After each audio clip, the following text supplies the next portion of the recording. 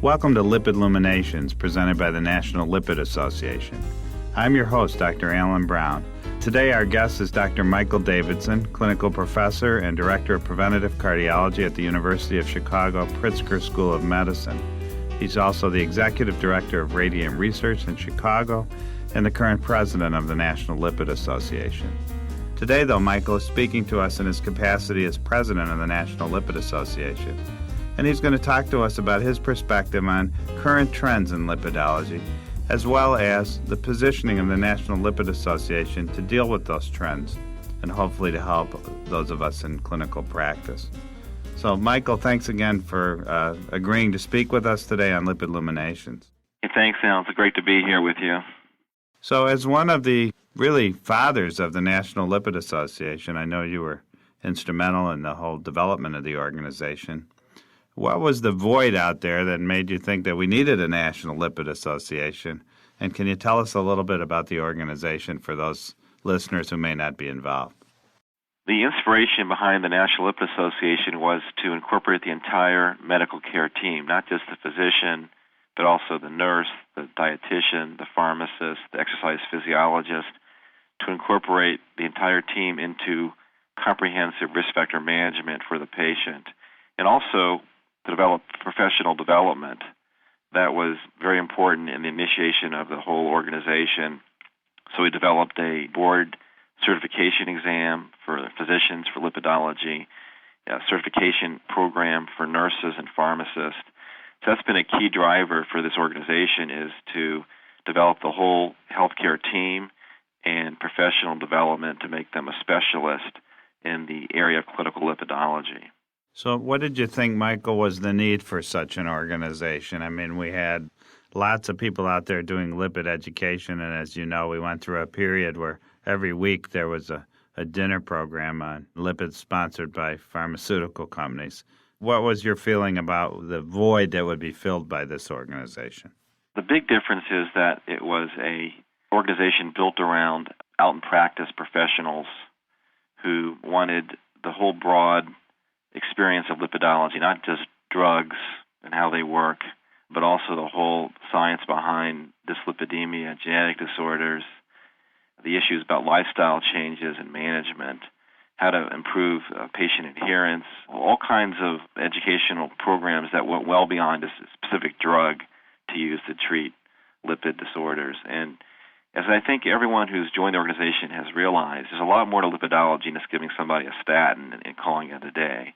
And that's been, I think, the biggest eye-opener for anyone who comes to the National Lipid Association meeting, is recognizing how much there really is to learn in this field and how much learning that information can be applied directly to patients in improving outcomes when it comes to cardiovascular disease.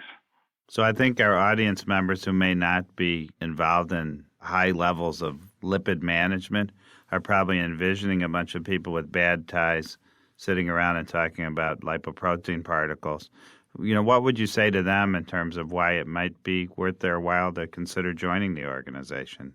I think understanding the science behind lipids is critical, but that's been a big focus of the organization, is really applying, translational lipid biochemistry to practice, which sounds like you said, a lipid geek term, but the more important aspects of it is that we have the integration of the whole team to look at the patient who's got low risk but might have some important modifiable lifestyle issues, to all the whole spectrum to somebody with advanced coronary disease, in which more intensive medical management can really make a big difference in their lifetime prognosis. So we really focus on patient care, more than anything else. And the science that we do teach is what we believe is the science that make that patient care better, understanding the disease process better.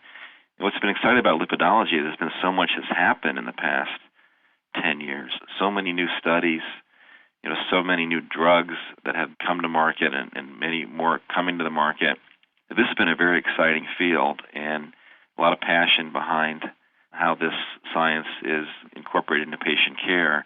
And that's what this organization is about. It's very dynamic. It has many diverse points of view, incorporates the entire professional team, and it's focused for people in practice, not just an academic group that wants to pontificate about, some esoteric topic, but really more hands-on practical information about how to manage lipids in your patients in your office.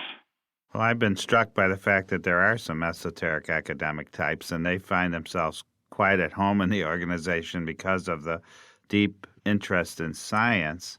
But there are also some who are just the average practitioners, like many of us who are out there, taking care of patients. And though I've got a particular interest in lipids and many years of lipid management, I definitely learned a lot through the meetings and also the process of taking the board exam. But I wonder, what about the family practitioner or the internist who is interested but has a general practice? What would they expect if they come? Is there a role for them in terms of considering membership in the organization? Certainly. I think we have a lot of examples of where someone in family practice decided that they wanted to change careers, become a lipidologist and open up lipid clinics and now do full-time lipidology. That's one extreme.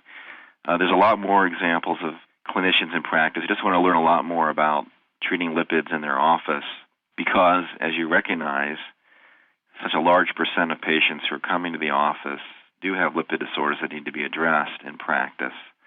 And so we have that spectrum. We have a lot of cardiologists who are very interested in managing disease medically with aggressive lipid treatment, and that's really a minority of the membership, like you and me, are cardiologists, but most of them are primary care physicians who really want to learn about lipids in a more comprehensive way. And I think you can talk to the 3,000 members out there, 500 now board certified in lipidology, that this is an organization that can really help them every day in their practice. Yeah, I think it's wonderful that there's two types of usually sessions going on. The master's course, which is a very high-level, intense, and sort of board preparatory series of lectures. And then there's the basic course, which gives people pretty in-depth information on how to actually manage lipids in practice. I want to touch on something that you alluded to earlier, that this is a dynamic field. It's changing. It's been exciting because there's always something new on the horizon. And let me pick your brain for a minute about what you see coming down the pike in the next few years, and then maybe finish with a little bit about how you see the organization playing a role in the development of that science. I think that one of the most exciting areas is the area of trying to modify HDL, raise HDL. We have the CETP inhibitors, cholesterol transfer protein inhibitors, of which the first of the class was torcetrapib, which unfortunately had increased mortality in the clinical trial and had to be stopped from development. But we've learned that probably was an off-target effect, and there's two other CETP inhibitors, dalcetrapib and anacetrapib, that are now in later human trials. They'll be a few more years away from potential approval, but that target for raising HDL is still alive and well in those two compounds, and maybe others along the way. There's also a lot of interest in infusing HDL-like peptides acutely in people with acute coronary syndromes or other high-risk patients for cardiovascular disease. So looking at HDL and using that to reverse atherosclerosis is an exciting frontier. On the other end is the LDL cholesterol-lowering drugs for the severe affected patient, those with familial hypercholesterolemia who have very high LDLs despite maximal therapy available today. And those patients have LDL cholesterols of 200 despite everything we can throw at them. There's actually a lot of therapies in development. There's the antisense drugs, mipomersen, which blocks the ApoB gene in the liver and reduces the production of ApoB lipoproteins, which leads to LDL. From the liver is also a lamidopide, an MTP inhibitor. Those are both being considered right soon by the FDA for severe heterozygote and homozygote familial hypercholesterolemia. Those are rare conditions, but they're going to need lipidologists to take care of them once these drugs are available, and that's exciting for the field. That these are complicated drugs, a lot of side effects, a lot of issues to deal with them, and they're going to need a specialist to better manage those particular drugs. Then the PCSK9 antibodies, just like rheumatologists and GI doctors are using antibodies for inflammatory diseases, we have antibodies on the horizon to lower LDL cholesterol. They look very promising. And so these biologic therapies in general will make the field, again, a dynamic one for those that are interested in that type of medicine. And I think those who want to get engaged in lipidology these future drugs are going to make the field a lot more interesting. You're going to be called upon much more in the community to be referred to help deal with these patients that are at risk and how to use these drugs most effectively.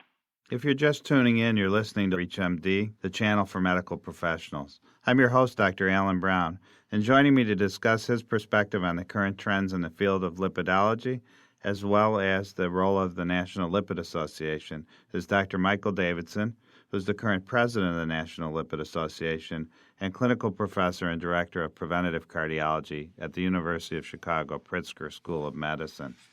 So, Michael, with all the new things coming and your discussion of why it's going to be important that there are some lipid geeks out there to help these very difficult patients with severe genetic disorders, what kind of resources are available for the average Joe out there through the organization? So someone who just needs to find out some information or might have a patient with familial hypercholesterolemia and wants to understand the disease better and possibly provide some patient information to the patient. Yes, I think one of the things you'll find on our website, www.lipid.org, is our wealth of educational information, self-assessment programs, learning modules, slide presentations. Those are all available on our website, and I think you'll find it one of the best resources out there for the field of lipidology. That's one thing that's available. The other is that we're launching a national campaign for FH, familial hypercholesterolemia, and we started that with a consensus statement recently, which will come out shortly. But we think there are a lot of people out there with FH that do not know they have FH.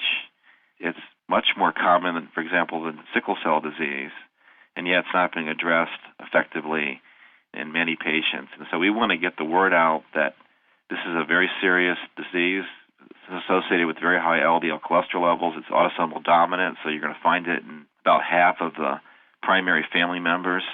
So screening of families, looking at children now and getting started earlier in treatment to make sure that the disease progression is stopped early in life.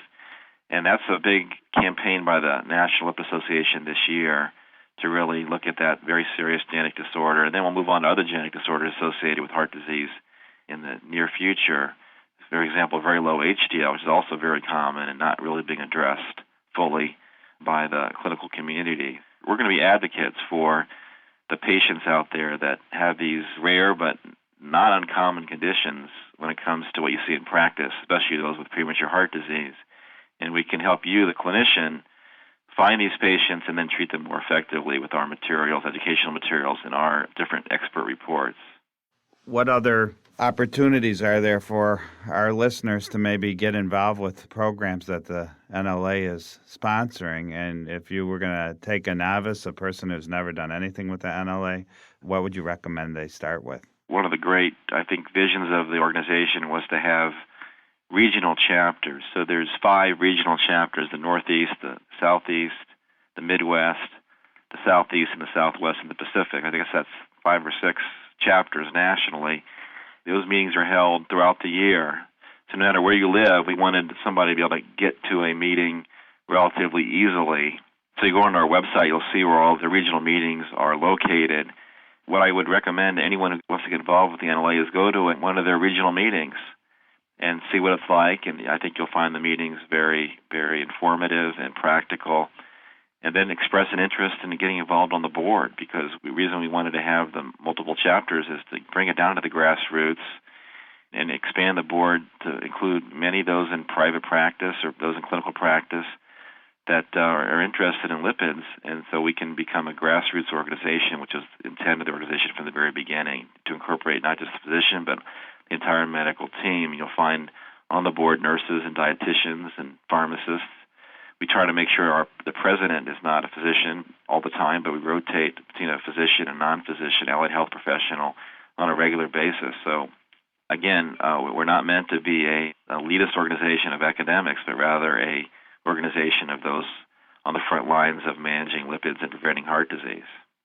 So I'd like to thank my guest, Dr. Michael H. Davidson, clinical professor and director of Preventive Cardiology at the University of Chicago Pritzker School of Medicine, as well as the executive director of Radiant Research in Chicago.